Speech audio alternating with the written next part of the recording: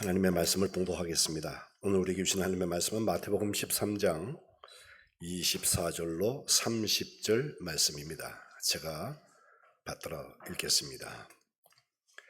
예수께서 그들 앞에 또 비유를 들어 이르시되 천국은 좋은 씨를 제 밭에 뿌린 사람과 같으니 사람들이 잘 때에 그 원수가 와서 곡식 가운데 가라지를 덧뿌리고 갔더니 싹이 나고 결실할 때에 가라지도 보이거늘 집주인의 종들이 와서 말하되 주여 밭에 좋은 씨를 뿌리지 아니하였나이까? 그런데 가라지가 어디서 생겼나이까? 주인이 이르되 원수가 이렇게 하였구나. 종들이 말하되 그러면 우리가 가서 이것을 뽑기를 원하시나이까? 주인이 이르되 가만두라. 가라지를 뽑다가 곡식까지 뽑을까 염려하노라. 둘 다 추수 때까지 함께 자라게 두라. 추수 때에 내가 추수꾼들에게 말하기를 가라지는 먼저 거두어 불사르게 단으로 묶고 곡식은 모아 내 곡간에 넣으라 하리라. 이는 하나님의 말씀입니다. 오늘 예배하시는 우리 만안교회 하나님의 자녀들, 그리스도의 신부들이신데 하나님께서 은혜와 평강 주시기를 주님의 이름으로 축복합니다. 여러분 자세히 보시면 제 오른쪽 눈이 충혈되어 있거든요. 불편하셔도 참으시고 예배를 드리시면 좋겠는데 목회를 너무 열심히 해서 그런 것 같지는 않고요.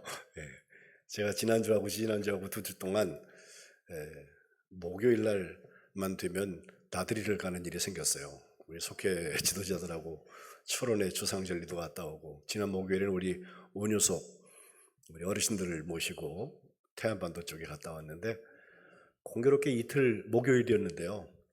갔다 온 걸음수를 제가 재니까 세보니까 다 똑같이 11,000보, 12,000보 그 사이더라고요. 똑같은 양의 운동을 이틀 동안 하게 됐는데 그래서 눈이 빨개졌는지 모르겠습니다만은 잠깐 한 30초만 볼까요? 보여주세요. 지난 목요일날 우리 어르신들 모시고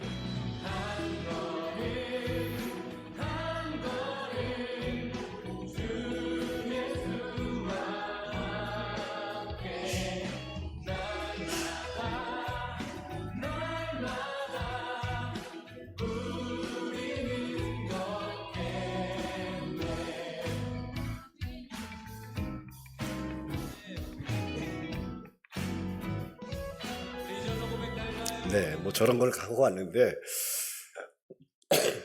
둘 다 날이 참 날씨가 좋아서 정말 좋은 가을 정취를 나눌 수 있었습니다. 제가 아직 이름도 잘 맞지 않지만 같이 다니면서 막 깊게 사귀게 되고 또 확인하게 되는 것도 있어서 감사를 드리는데, 그 코스모스가 저렇게 활짝 피어 있고 또 더위를 이겨낸 벼가 황금들녘에 넘실거리기 시작하는 그런 좋은 가을을 보고 왔습니다. 근데 두 번 다 똑같은 거 하나가 있었는데 저녁을 안 먹을 줄 알았는데 저녁을 먹게 하더라고요. 그래서 저는 뭐 순서를 따라야 하니까 저녁 식사하러 오는데 오는 길에 석양이 저녁 노을이 쫙 빨갛게 하늘이 되고 거기 석양이 빨간 해가 있는 것을 보게 되었습니다. 와 저거 봐, 누가 그러니까 또 다 와 하면서 사진 찍고 그러시더라고요. 저무는 해가 정말 멋지고 아름답고 그럴 뿐만 아니라 제가 갑자기 드는 생각 하나가 우리 인생 추수에 대한 이야기예요. 저무는 때가 있죠. 지난 주일에 성도다운 성도 중에서 마지막 그리스도의 신부가 되는 것입니다. 혼인잔치에 남자고 여자고 나이 많고 적고를 다 떠나서 다 신부로 서게 될 것입니다 라는 말씀을 드렸는데, 오늘 가정과 교회로 넘어가기 전에 이 추수에 대한 말씀은 꼭 가을에 드려야 될 것 같습니다. 봉독한 마태복음 13장에는 천국에 대한 비유라고 주님께서 친히 말씀을 하셨습니다. 천국은 뭐냐? 예수님께서 좋은 씨를 뿌려놓은 것 같다. 세상에 뿌려놓은 것 같다.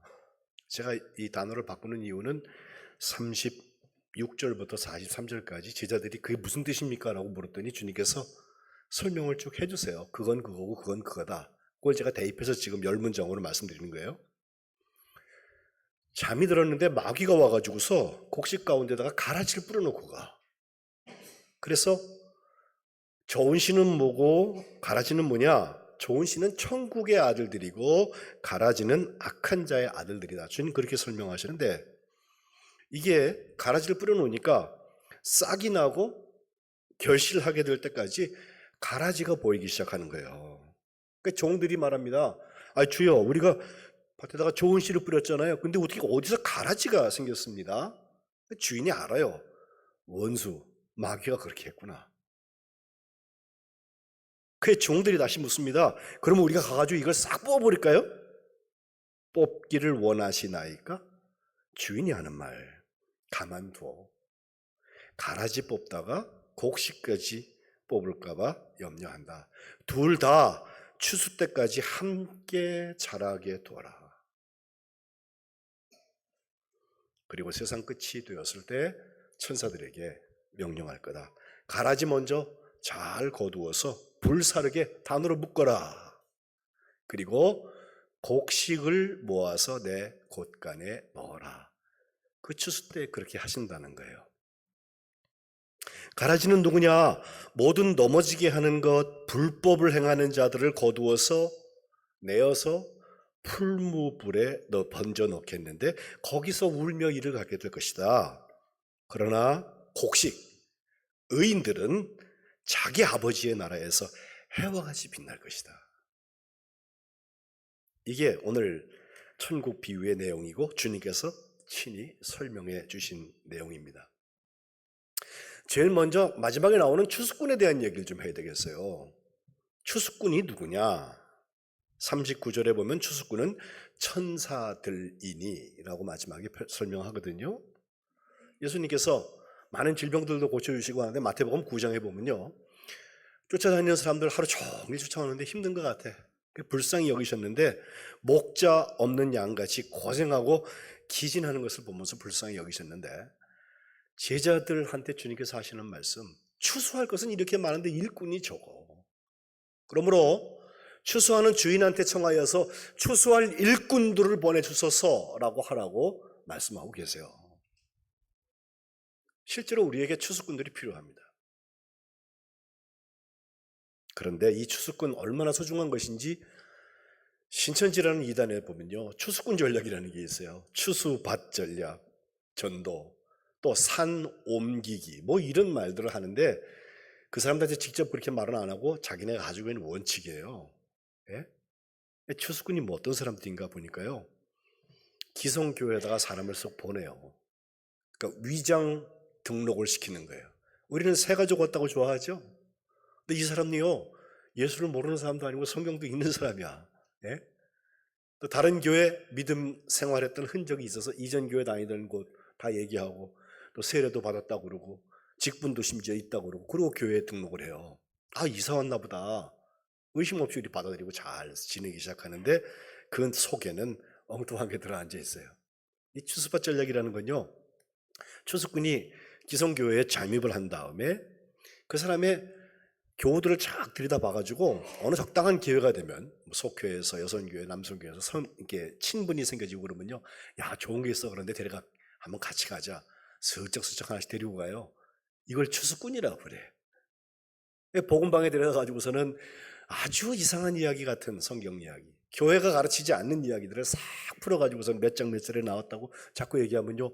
정말 그런가 비요. 이렇게 넉놓고 있다가는 나중에 전문 교육을 또 받게 되고 거기로 다 빨려 들어가서 추수 당한다는 거거든요. 한두 명씩 신천지로 빼나가는 방법이고 요가 좀 다르게 산 옮기기, 교회를 통째로 들어먹는 방법들이 있는데 이 사람들이 와가지고 교회에서 아주 열심히 합니다. 예? 교회의 약점이 어디고 급소가 어딘지를 대체로 알아요. 그래서 전문가가 보지 않으면 저 사람들이 정말 좋은 일꾼을 하나님께서 보내주셨구나 생각할 만큼 헌금도 열심히 하고 또 교회에 필요한 곳에 가고 막 뛰어다니면서 열심히 하고 그래요. 그러면서 장기간 플랜을 짜고 갑니다. 수수꾼 스스로 중직자, 요직이 있으면 그 자리에 가려고 하고 사람들에게 헌심을 사는 일들을 많이 해가지고 그 사람들하고 뜻을 같이 할 수 있는, 우리가 전문 용어로 의결정족수라고 하는데, 요 숫자만 가지고 있으면 의견을 정할 수 있다라고 하는 그런 자리에까지 가게 됩니다. 특별히 위기로 이 전문가들이 이것을 분석한 얘기를 보니까 담임 목사가 바뀔 때 그들이 심하게 활동한다는 통계가 있어요. 은퇴하신 다음에.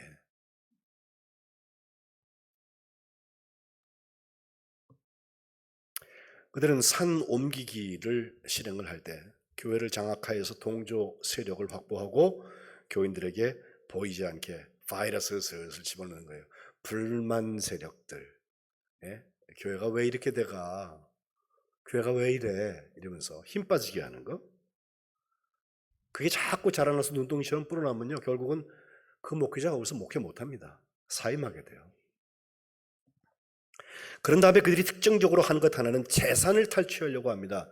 이상한 대출을 일으키게 하거나 아니면 어떤 방식을 통해서 그 교회 재산을 살짝 넘어갈 수 있도록 하게 되는데, 그때 은행이나 이런 데 가서 하려고 그러면요, 담의자, 그러니까 대표자의 도장과 사인이 필요하잖아요.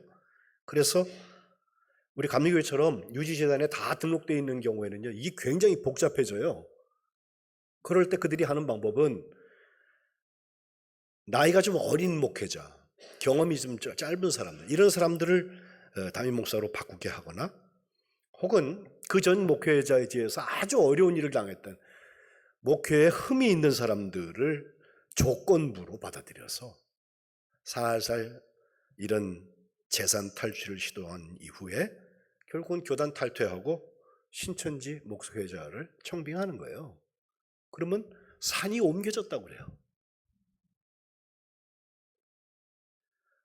오늘 본문에 주님께서 분명히 말씀하십니다. 추수꾼은 그런 사람들이 추수꾼이 아니라 천사들이 추수꾼이에요.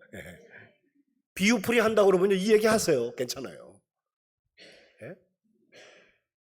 교회에다가 잠입시켜갖고서 무슨 간첩 활동하듯이 하게 하고 교회에 일원을 만들고 해가지고선 추수꾼을 통해서 신천지를 부흥시키는 게 아니라, 그 추수꾼이 결국은 추수날에, 추수의 때에 곡식과 가라지를 구분하는 사람이에요. 하나님이 보내신 사람이에요. 신천지의 추수꾼을 막는 방법은 뭐냐? 우리 전문가들은 그걸 다 들여다보고, 추수꾼, 그 신천지의 어떤 생리에 의해서 어느 날 결석한 사람들은 거기 잔치에 갔구나, 우리가 의심해요. 여러분, 추석제가 괜히 부르는 줄 아시죠? 아니에요. 중요한 날들이 있어요. 그날 교회 안 나온 사람은 일단 한번 의심해 볼 필요가 있어. 예? 거기 축제한다고 갔으니까. 무슨 지파가 어쩌고 해가면서. 그런데 그런 방법보다 더 중요한 것은 추수꾼을 막을 수 있는, 신천지의 추수꾼을 막을 수 있는 방법 하나는 우리 교회가 건강한 교회가 되면 돼요. 성령이 우리 안에 거실 개화하셔서 뭐 이만이 이런 데 흔들리지 아니하고, 내가 당장 딱딱딱딱 맞게 대답은 못해도 어려운 난제 같은 거 가지고 오면 담임 목사도 땀 뻘뻘 흘리는 문제들이 있거든요. 예?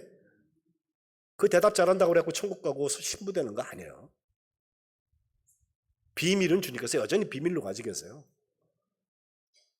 그러나 교회가 교회다운 교회가 되고 성도다운 성도가 되어서 그리스도의 편지가 기록되고 그리스도의 향기가 드러나고 정말 하나님께 영광 돌리기 위해서 우리가 집중하고 있어서 영적 전쟁에서 이기는 사람들이 여기 있으면 아무 문제 없어요. 그리고 추수꾼은 천사입니다. 기억하십시오. 그 추수꾼이 활동하는 때가 추수 때인데, 오늘 본문의 이야기는 둘로 나뉘어요. 추수 때까지, 그리고 추수 때에, 이렇게 둘로 나뉘어요. 이 추수의 때라고 하는 때를 원어를 보면은 신텔레이아라고 해요. 텔로스라는 말은 목적이라는 뜻이고, 신은 같이 한다는 거니까 무엇이 잔뜩 모여서 완성되는 시점을 말합니다. 영어로도 consummation이라는 단어를 쓰는데, 이건 쭉 가다가 끝, 뭐 축구 경기 90분 휘슬 부는 시간 끝, 이게 아니라 계속되는 일들이 모여서 축적된 것이 완성되는 때를 말해요. 세상 끝이라고 할 때도 세상의 끝날이라고 번역한 성경도 있는데 단순한 종말이 아니라 완성이 되는 시간, 새로운 시대로 인도되는 성취의 시간, 의도된 결론, 의도된 정점을 말합니다. 여러분, 씨앗을 뿌려놓고 농부가 추수하는 그 시간까지 보면요, 우여곡절이 있죠. 2024년처럼 기록적인 더위가 왔다. 야, 저 어떡하나. 한 달 넘도록 우리가 열대야를 지냈잖아요. 정말 작물들을 바꿔서 심어야 되지 않을까 우려가 될 만큼 온도가 올라가고 있잖아요. 그럴 때 농부의 마음이 어떻겠어요? 타들어가는 거지 정말. 물론 비가 안 와서 가뭄이 심했을 때 땅 갈라진 거 보고선 농부의 마음이 쩍쩍 갈라졌다는 말들을 주로 하는데, 아니 기온이 상승되어도 농부의 마음은 마찬가지로 타들어갑니다. 그러니까 배추 한 포기가 10,000원, 20,000원 하는 거 아니야 지금, 그죠? 네. 씨앗을 뿌려서 수수하기까지는 우여곡절이 있게 마련입니다. 그때까지 우리에게 허락받은 삶을 사는데, 그때까지 많은 위기들이 찾아와요. 그걸 잘 겪어내고 감당해 나가는 것이 완성을 향해서 농사하는 것인데, 추수 때까지 원수가 한 일이 있어요. 마귀가 한 일이 있어요. 가라지를 갖다 심어놓는다니까. 네? 주인은 알아요. 원수가 그렇게 했구나. 종들이 묻습니다. 가서 가라지를 싹 뽑을까요? 주인께서 29절에 하시는 말씀 보니까 가만둬. 가라지 뽑는다고 하다가 곡식까지 뽑을까 염려한다 하시면서 가라지와 곡식 둘 다 추수 때까지 함께 자라게 두라는 거예요. 그래서 가라지가 곡식 노릇인 것처럼, 내가 곡식인 것처럼 가짜 곡식 노릇을 해요. 곡식은 사실 기분 나빠요. 내 양분을 가라지가 뺏어 먹는 것 같고, 가라지하고 나를 똑같이 취급하는 것 같아서 기분이 나빠요. 그러나 주인의 뜻은 가만둬라. 가라지 뽑다가 혹시 곡식 뽑을까 봐. 그런데 하나님의 때가 있어서 추수 때까지만 그렇습니다. 뒤집어 보면 그때까지가 우리에게 기회입니다. 아직 기회 있을 때 우리가 말씀과 기도로 거룩하여집시다 라고 제가 말씀드리는 이유가 여기에 있습니다. 결국 어린 양의 혼인잔치에 모두 다 신부가 되어서 정말 흰옷 입은 세마포 가지고 주님의 잔치에 들어가야 될 텐데, 그때 순결한 신부, 지난주에 말씀 전하는 것처럼 그 어린 양의 잔치에 청함을 받은 사람이 아니라 택함 받은 사람들, 깨어있던 사람들, 아멘 주 예수여 어서 오시옵소서라고 마라나타 하면서 주님의 오심을 기다리고 있던 신부들, 그들이 추수의 때까지 준비하는 거예요. 이걸 위해서 주님께서 마태복음 맨 마지막에 28장 20절 하반절에 보면 승천하시기 전에 우리에게 하신 말씀이 볼지어다 내가 세상 끝날까지 너희와 항상 함께 있으리라. 여기 세상 끝날이라는 말이 추수 때예요. 추수 때.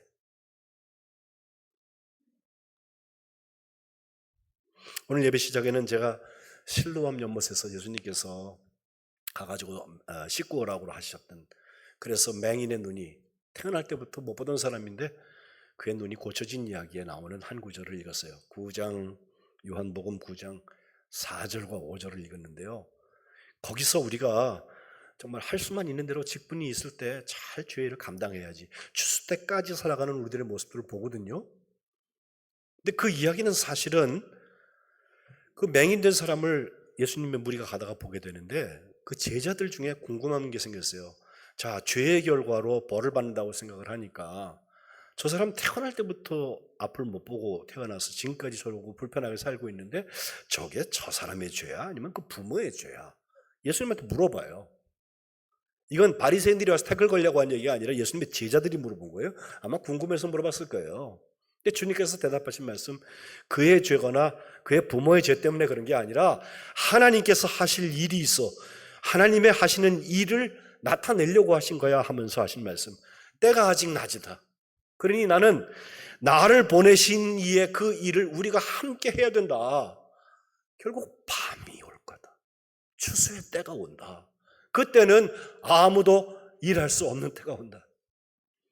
주님이 세상에 계신 동안 세상의 빛이라고 말씀하시고서 흙을 개가지고 침을 뱉어가지고선 그의 눈에 발라주고서 실로암 가서 닦으라고 씻고 돌아왔는데 정말 눈이 밝아졌다는 거 아니에요.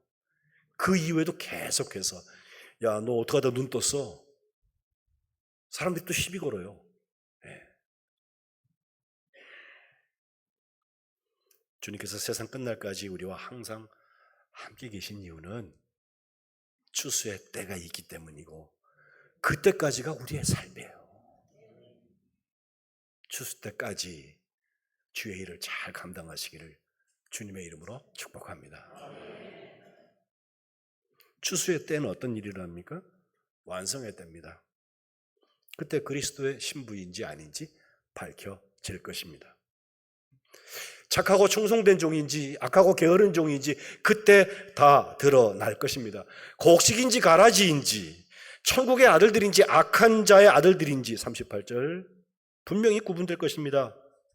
가라지는 먼저 잘 거두어서 불사르도록 단에 묶어서 그 모든 넘어지게 하는 자들, 불법을 행하는 자들은 잘 거두어내서 풀무불에 던져 넣는다. 거기서 울며 이를 갈미 있을 것이다. 주님 말씀하시고 반대로 곡식, 의인들, 자기 아버지 나라에서 해와 같이 빛난단 말이에요. 그리스도의 신부들은 바로 이 곡식들입니다. 마태복음 25장이 그 종말론에 대한 얘기를 많이 하고 있는데 다 비유로 주님께서 말씀하시거든요. 양과 염소의 비유를 말씀하세요. 인자가 자기 영광으로 모든 천사와 함께 올 때인데 추수 때죠? 자기 영광의 보좌에 앉는데 모든 민족을 그 앞에 모르고서 각각 다 구분해요. 목자가 이게 양이고 염소 구분하는 것처럼 양은 오른편에 두고 염소는 왼편에 둔다 하시면서 양의 특징과 염소의 특징 둘을 딱 말씀하시는데 34절부터 보면 오른편에 있는 자들에게 그 임금이 칭찬하는 거예요. 야, 내 아버지께 복받을 자들이여, 나와서 창세로부터 너희를 위해서 예비된 그 나라를 상속받아라. 아멘 하셔야 돼. 왜 염소인 것처럼 그러고 쳐다보죠? 예? 양이야 지금 양에. 근데 주님께서 추수 때까지 살아온 얘기를 여기 하시는 거예요. 내가 배고플 때 너희가 먹을 거 줬잖아. 목마를 때 너희가 마시게 했잖아. 나그네 됐을 때 너희가 나를 영접해 주었잖아. 내가 헐벗었을 때 너희가 옷을 주었잖아. 36절. 병 들었을 때 너희가 돌보아 줬잖아. 옥에 갇혔을 때에도 와서 봤잖아. 근데 그 양들이요 의인들인데 천국에서 빛날 사람들인데 하는 말이 생각해보니까 기억이 없어요.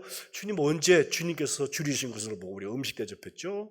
언제 주님 만난 적도 없는데 목마른다고 그래갖고 물들인 적이 언제가 있습니까? 주님 언제 주님이 나그네 되신 것 보고 우리가 영접을 했고 헐벗으셨다고 그래갖고 우리가 옷을 입혔습니까? 병 드신 것, 감옥 가신 것 그거 우리가 언제 가서 돌봤습니까? 라고 묻는데 임금이 40절에 하시는 말씀 같이 읽읍시다. 40절만 시작. 임금이 대답하여 이르시되 내가 진실로 너희에게 이르노니 너희가 여기 내 형제 중에 지극히 작은 자 하나에게 한 것이 곧 내게 한 것이니라 하시고 아멘. 추수 때까지는요 저거 하는 거예요. 주님의 지극히 작은 자 하나에게 주님을 섬기는 것처럼 섬기는 거예요. 그게 예수님한테 하는 거라니까. 신비한 경험해갖고 기도하다가 흰 옷 입은 예수님이 나타나갖고 나를 만져주시고 다 좋아요. 그것도 하세요. 그러나 지극히 작은 자 한 사람, 그 사람 먹이고 마시게 하고 입게 하고 그들을 돌보아주고 그게 추수 때까지 우리 곡식들이 하는 것입니다. 지난주에 우리가 이 뒤에도 보면 이제 반대 경우가 나오죠. 염소의 경우에는 우리가 언제 안 했어요? 라고 묻지만, 야, 지극히 작은 자에게 하지 않은 게 나한테 안 한 거야. 그들은 영벌에, 또 그들은 영생에 들어가게 될 거다. 양과 염소, 곡식과 가라지는 반드시 구분됩니다. 추수 때입니다, 그게. 여러분, 협박하려고 드리는 말씀 아니에요. 그때까지 우리가 사는 거거든요. 그때까지 진짜 그리스도의 신부처럼 살자고요. 영적 전쟁 하자고요. 그리스도의 군사잖아. 질그릇이에요. 깨지기 쉬워요. 근데 그 속에 예수님이 담겨 있잖아요, 보배가. 그러니 그 질그릇을 만드신 토기장의 마음에 합하게 사는 거지. 그리스도의 향기가 우리에게 있고 그리스도의 편지가 우리에게 있고, 정말 주님께서 일하자 그러면요, 아멘하고 동역자로 나가는 거예요. 그게 만한교회를 세울 뿐만 아니라 여러분 모두를 알곡되게 하는 역사인 줄로 믿습니다. 지난 목요일에 우리나라의 문단에 정말 큰 일이 있었죠. 한강이라는 여류 소설가가 노벨상을 타게 됐어요.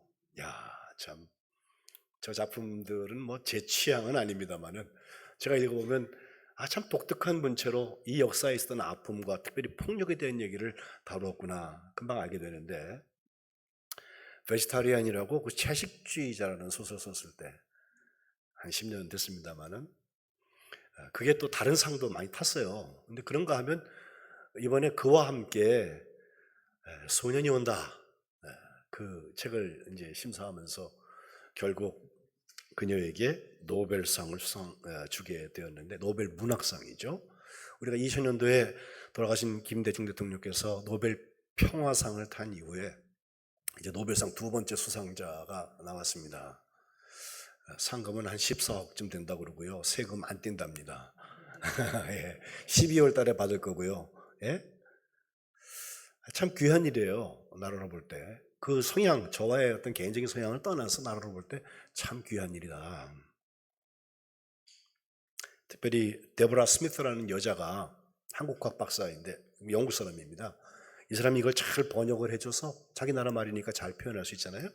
그래서 그 두꺼운 소설들이 많은 사람들에게 읽혀지기 시작한 건 참 감사한 일인데, 그날 다른 수상이 하나 있었어요.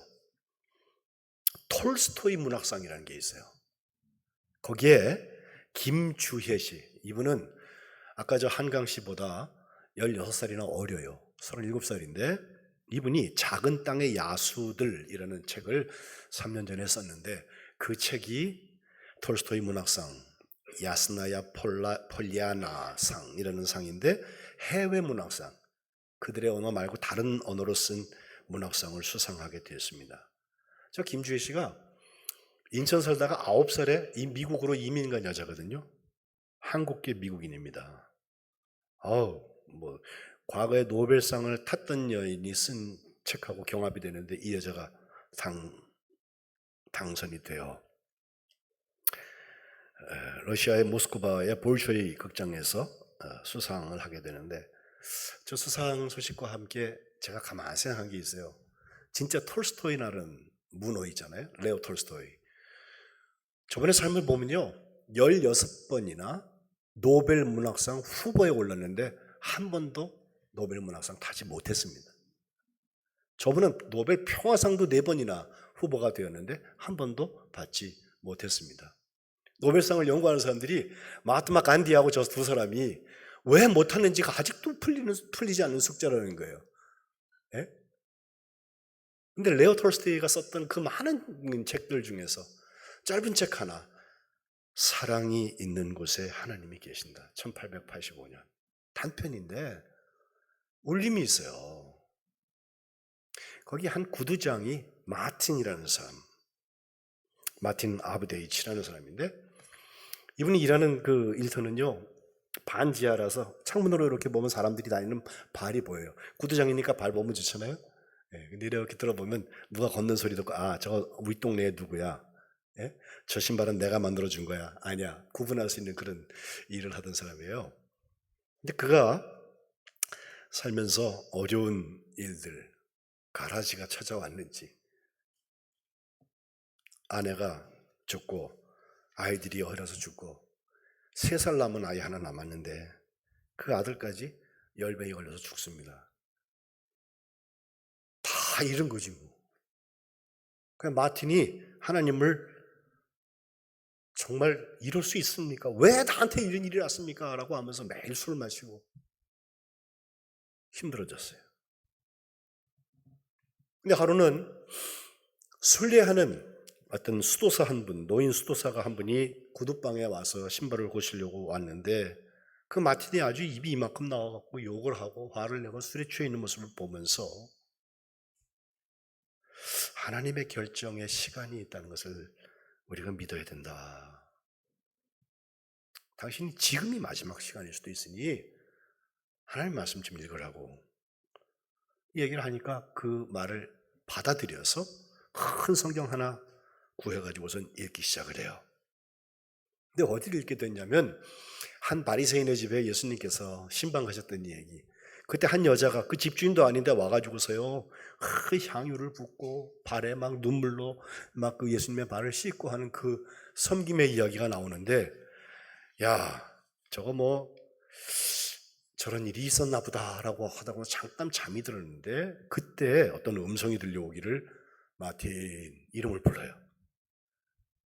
뭐예요? 그랬더니 내일 내가 너를 찾아갈 거야. 그 다음날 깼습니다. 하루를 시작을 했는데 이제 진짜 누가 올라나 하나님이 오시려나 하는 생각에 기대를 가지고서 이제 밖을 보는데 바깥에 눈 쓰는 청소부 스테파니치가 막 청소를 하는데 아유 저 추운 데서 눈을 쓰고 있는 모습 보니까 안 됐어요. 아이 좀 들어와요. 그리고 들어와 버려서 따뜻한 차 한 잔 나눠줬대요. 그래서 다시 그가 힘을 얻고 갔다. 조금 더 시간이 지났는데 그 창문을 통해서 이렇게 보니까 어떤 젊은 부인이 아이 하나를 데리고 있는데 아유 옷이 보니까 너무 얇아 덜덜덜 떨면서 거기서 뭘 하고 있어요. 그래갖고 들어오라고 그래가지고선 내 가지고 있는 옷도 하나 주고 그리고 돈도 좀 주고 따뜻한 음식도 나누어 줬다는 거예요. 시간이 많이 갔습니다.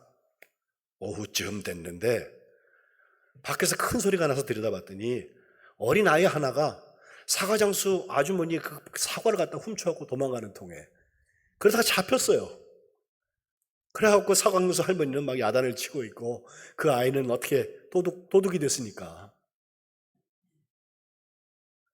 그걸 보고 마틴이 나가서 그 사과 얼마요? 얼마라고 그래요? 그 내가 갚아줄게요. 그리고선 그 아이한테 제대로 꾸중합니다. 다시는 그러지 말아라. 잘못했습니다. 소리를 듣고 그 할머니의 사과 들어드려. 그래갖고 화해시키는 모습을 거기에 그려놓고 있어요. 그러다 보니까 해가 떨어졌어요. 밤에 오시려나 하나님이 안 오세요. 네. 그런데 한밤중에 소리가 들리기를 마틴, 너 나 모르겠냐?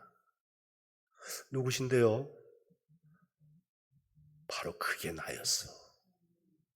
청소부 스테파니지. 그 아기와 엄마 달달달 떨던 사람, 옷 입혀준 사람, 그리고 소매치기 하다 걸렸던 애하고 사과장수 할머니. 그 모습들이 차례로 지나가요.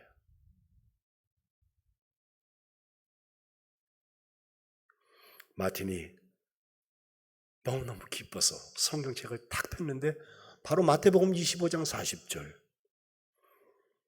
너희가 여기 내 형제 중에 지극히 작은 자 하나에게 한 것이 곧 내게 한 것이니라. 꿈에 들린 소리가 사실이었구나. 주님이 정말 나를 찾아오셨고 내가 그분을 영접했구나. 양들, 곡식들은 그렇게 사는 거예요. 어디 가라지가 들어올 새가 없어요. 함께 놔둬도 괜찮아요. 제가 말하기는 추수 때 우리가 묵상할 것은 이것입니다. 우리 인생에 추수가 있습니다. 추수꾼 천사들을 보내서 곡식과 가라지를 나눌 때가 옵니다. 그때까지 하나님의 자녀로 구분되어서 정말 예수님의 어린 양 잔치에는, 혼인 잔치에는 우리가 다 신부가 되어서 마라나타 주님을 만나는 복된 여러분들 다 되시기를 주님의 이름으로 축복합니다. 기도합시다. 하나님, 오늘도 말씀 주심을 감사합니다. 그저 사는 것이 아니라 때가 있어서 하나님이 정한 그 시간, 완성의 시간이 있는 것을 저희가 분명히 믿습니다. 양과 염소를 가르시고 곡식과 가르지를 가르실 때 저희가 양과 곡식이 될 수 있도록 은혜 베풀어 주옵소서. 성령께서 우리 안에 주관자가 되셔서 흔들리지 않게 하시고 미혹되지 않게 하시고 주님 바라보며 천국을 향한 순례 걸어갈 수 있도록 하나님의 자녀들을 축복하여 주옵소서. 예수님의 이름으로 기도합니다. 아멘.